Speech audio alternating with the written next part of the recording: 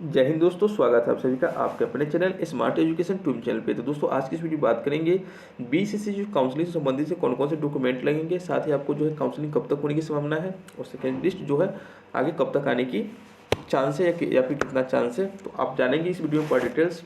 तो यदि आप मेरे चैनल पर नए हैं तो प्लीज़ चैनल को सब्सक्राइब और लाइक ज़रूर कर दें। तो चलिए शुरू करते हैं आज का वीडियो और आपको बताने का प्रयास करते हैं।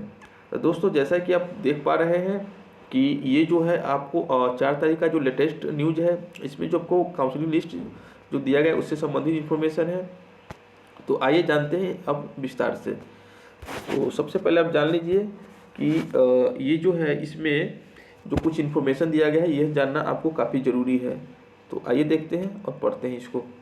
विज्ञापन संख्या जो है इतना प्रथम इंटर स्तरीय संयुक्त प्रतियोगिता परीक्षा 2014 मुख्य परीक्षा शारीरिक क्षमता जांच माप परीक्षण टंकन आंसुलेखन जांच परीक्षण के उपरांत सफल अभ्यर्थियों में मेधा क्रम कोटि प्राथमिकता विकल्प में उपलब्ध अर्थन रिक्तियों के आधार पर काउंसलिंग हेतु योग्य पाए गए अभ्यर्थियों की सूची आयोग की वेबसाइट पर प्रदर्शित कर दी गई है। काउंसलिंग हेतु योग्य पाए गए अभ्यर्थियों को सूचित किया जाता है कि उनकी काउंसलिंग जो है अल्प अवधि पटना में आयोजित की जाएगी। तो दोस्तों इन लोगों का जो है काउंसलिंग जो है पटना में आयोजित की जाएगी और भी पटना में जो है आपको बामेती भवन में आयोजित होने की संभावना है। काउंसलिंग से संबंधित विस्तृत कार्यक्रम शीघ्र ही वेबसाइट पर अपलोड किया जाएगा। तो दोस्तों आपको बता दें कि काउंसलिंग संबंधित जो भी कुछ कार्यक्रम है या फिर जो है आपका ये जो कहाँ पर होना है इससे संबंधित अभी तक कोई इन्फॉर्मेशन नहीं आया है। तो बहुत जल्द जो है आपको ये इन्फॉर्मेशन देखने को मिल सकता है। साथ ही इसमें बताया गया है कि अल्प अवधि में, तो अल्प अवधि का मतलब समझ सकते हैं, आज ऐसा मान के चले तो सूत्रों से पता चल रहा है कि 10 दिसंबर से ही जो है आपकी काउंसलिंग होने की संभावना है। तो ऐसे में आज या कल जो है आपका शेड्यूल दे दिया जाएगा। आगे क्या बताया गया है ये भी आपको जानना जरूरी है। आगे इसमें बताया जा रहा है कि काउंसलिंग में आमंत्रित किए गए अभ्यर्थियों को मात्र काउंसलिंग में बुलाए जाने के आधार पर भविष्य में नियुक्ति का दावा नहीं कर सकते हैं। मतलब यह हुआ कि अगर आप काउंसलिंग में आपका नाम है, इसका मतलब यह नहीं कि आप मतलब उसमें अपने नियुक्ति का दावा कर सकते हैं। इसमें जो है टोटल 13,120 पोस्ट है जैसा कि आप लोग जानते हैं।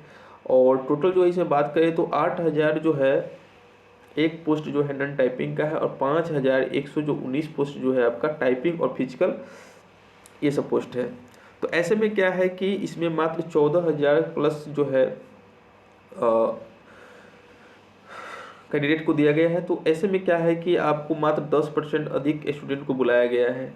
अब बात करें कि इसमें कौन कौन से स्टूडेंट है, क्या सब रियल ही है, तो ऐसा नहीं है दोस्तों। इसमें जो है आपको 2016 का जो मैटर है वो भी स्टूडेंट्स है। इसमें जो है जो स्कॉलर्स होंगे फर्जी वो भी स्टूडेंट्स है जो मतलब मेरिट में ऊपर से आते हैं। इसमें जो है आपको वो लोग भी है जिन्होंने गलत कैटेगरी भर दिया है, मतलब जो बीसी है और एमबीसी भर दिया वो लोग भी शामिल है। इसमें वो लोग भी शामिल है जो एमबीसी तो बीसी भर दिया और बीसी तो एमबीसी भर दिया, मतलब कैटेगरी जो है चेंज का जो मैटर ज़्यादा इसी में फंस रहा है एमबीसी बीसी में। तो ये लोग ज़्यादातर है, अधिक संख्या में है। तो आपको बता दें कि इन सभी जो कारण से है और बहुत से लोग ऐसे भी एक के स्थान पर दूसरे जो बच्चों को बैठा कर एग्जाम दिए थे, ये सभी लोग हैं। तो जो इसमें जो आयोग जो लिस्ट देती है तो वो यह देख के नहीं देता है कि रियल में एमबीसी है या फिर बीसी है या फिर जनरल है या फिर एससी है या फिर एसटी है। तो इस कारण से जो लिस्ट दिया गया जाता है वो जो आप विकल्प भरते हैं उसके अनुसार से ही दिया जाता है। सही मायने में जो इसका जांच होता है वो काउंसलिंग के समय ही होता है। आपका जो टोटल जो डॉक्यूमेंट्स उसका वेरीफाई किया जाता है, आपका थंब इम्प्रेशन लिया जाता है, तो आपका जो है फ़ोटो वगैरह बहुत चीज़ का मिलान किया जाता है, डॉक्यूमेंट्स का देखा जाता है और भी सारी चीज़ों का देखा जाता है जो आप रियल में वो कैंडिडेट है या नहीं जो एग्ज़ाम दिया है, या फिर आप उसके लायक है या नहीं। तो इन सभी चीज़ों को जांच करने के बाद जो है वहाँ से आपको जो लोग इसके योग्य नहीं होंगे उन लोगों को बाहर कर दिया जाएगा। तो दोस्तों आप सोच सकते हैं कि ये जो वैकेंसी है 2014 की है और इसमें जो है बहुत सारे लोग कहीं ना कहीं जॉब कर रहे हैं। तो जो लोग अच्छे खासे जॉब कर रहे हैं वो लोग तो भी नहीं आना चाहेंगे, उन लोगों का इसमें हुआ है। तो आप सोच सकते हैं कि इसमें जो है आपको 30% प्लस जो है सीट आपको वैकेंट खाली जाने की पूरी संभावना है। तो ऐसे में जो है आयोग सेकेंड लिस्ट देगी, लेकिन इसमें क्या होगा सेकेंड लिस्ट आने में टाइम लगेगी। तो आयोग का भी बहाना मिलेगा और टाइम इसमें लगाने की भी बहाना मिलेगा। तो चलिए देखते हैं अब आगे। तो आयोग की मर्जी है, अगर ऐसे में अगर वो 0.25 या फिर 0.20% अगर दिया जाता है अधिक तो जो है बहुत जल्दी काउंसलिंग हो जाता है, बहुत जल्द जो इसका फाइनल परिणाम भी आ जाता है। ऐसे में क्या होगा जो सेकेंड ग्रेजुएट लेवल में हुआ था, सेकेंड काउंसलिंग थर्ड काउंसलिंग हुआ था, उस प्रकार से इसमें भी किया जाएगा और इसको थोड़ा सा और डिले किया जाएगा। आइए आप जानते हैं जो आप लोगों का जो है काउंसलिंग कहाँ होने की संभावना है, कब तक। तो जैसा कि आप लोग जान पा रहे हैं कि 10 से आप लोगों की काउंसलिंग होने की संभावना है और पटना के वाल्मीकि भवन में होने की संभावना है। आइए आप बात करते हैं जो आपका डॉक्यूमेंट जो है कौन कौन से लगेंगे। तो आइए अब जानते हैं डॉक्यूमेंट्स के बारे में। तो दोस्तों बता देते हैं कि जो डॉक्यूमेंट्स जो है अब देख पा रहे हैं कि द्वितीय स्नातक स्तरीय जो मुख्य परीक्षा हुआ था उसमें जो डॉक्यूमेंट्स का लिस्ट दिया गया था कुछ इसी प्रकार से होंगे। तो जैसे कि आप देख पा रहे हैं कि पहचान हेतु आपको चाहिए आधार कार्ड या निर्वाचन पत्र, जो आपका ये जो होता है निर्वाचन पत्र, और ड्राइविंग लाइसेंस या फिर फोटो की पहचान पत्र। तो दोस्तों आपको बता देते हैं कि पहचान पत्र में पैन कार्ड का, आधार कार्ड का या फिर ड्राइविंग लाइसेंस या फिर निर्वाचन पत्र का यूज किया जा सकता है, जिसमें जो आपका फोटो साफ से दिख रहा हो, साथ में आपका एड्रेस नाम पता सही हो। दूसरा ऑप्शन में जो आप लोगों को यूज करना है वो होगा आपको मैट्रिक के समकक्ष या परीक्षा का उत्तीर्णता प्रमाण पत्र, अंक पत्र जिसमें जन्म तिथि का सत्यापन किया जा सके। मतलब जो मैट्रिक का जो होगा आपका अंक पत्र और साथ ही मूल प्रमाण पत्र जिसमें जो है आपका जन्म तिथि क्लियर दिया हो, उसके संबंधित जो है आपका देखा जाएगा। आगे जो बताया जा रहा है मैट्रिक से स्नातक तक के सभी प्रमाण पत्र एवं अंक प्रति। तो जब दोस्तों बता दें ये स्नातक स्तरीय इसलिए इसमें स्नातक तक का मांगा जा रहा है और ये इंटर स्तरीय इसलिए इसमें इंटर तक का मांगा जाएगा। आगे अगर उसमें मांगा जाए तो आप दे सकते नहीं, तो अदरवाइज कोई जरूरी नहीं है। यानी कि मैट्रिक का इसमें चाहिए और इंटर का चाहिए, दोनों का मूल पत्र और प्रमाण पत्र दोनों आपको होना जरूरी है। साथ ही वो जो सही होना भी जरूरी है, नहीं तो उसको हो सकता है कि एफिडेविट बनवाना पड़े। साथ ही अगर कुछ लोग ऐसे भी होंगे जो तकनीकी संबंधी प्रमाण पत्र दिए होंगे, ये जानकारी दी होगी, तो उनको तकनीकी संबंधी योग्यता संबंधी जो है प्रमाण पत्र पेश करना पड़ सकता है। नेक्स्ट जो आपका लाइन है वो है जो यदि आपने ऑनलाइन आवेदन में आरक्षित कोटि का दावा किया है तो विज्ञापन के अनुरूप जो है सक्षम पदाधिकारी द्वारा निर्गत जो है आप लोगों को एक मिनट थोड़ा सा हो जाए, आप लोगों को प्रमाण पत्र पेश करना होगा। जैसे कि आप देख पा रहे हैं कि आपको पिछड़ा वगैरह पिछड़ा जो है, यानी मतलब यह हुआ कि अगर आप लोगों ने कैटेगरी का दावा किया है और सही मायने में उस कैटेगरी में आते हैं तो आपको उसका हक मिलेगा, लेकिन उसके लिए जो क्या होगा आपको एनसीएल दिखाना होगा, नॉन क्रिमिनल प्रमाण पत्र दिखाना होगा पिछड़ा और अत्यंत पिछड़ा वर्ग को। अगर उसमें नहीं आते तो फिर आपको जनरल की तरह देखा जाएगा, उससे भी नहीं आता तो आपको बाहर किया जाएगा। तो कैटेगरी में जो है आयोग कोई भी ढिलाई नहीं देगी और उसमें जो है आप गलत होने पर सीधे आपको बाहर कर दिया जाएगा। यदि आप क्रिमिनल एज रहित प्रमाण पत्र 31/1/2014 एक वर्ष अधिक पुराना है तो काउंसलिंग से निवृत्ति सामान्य प्रसार विभाग द्वारा परिचित।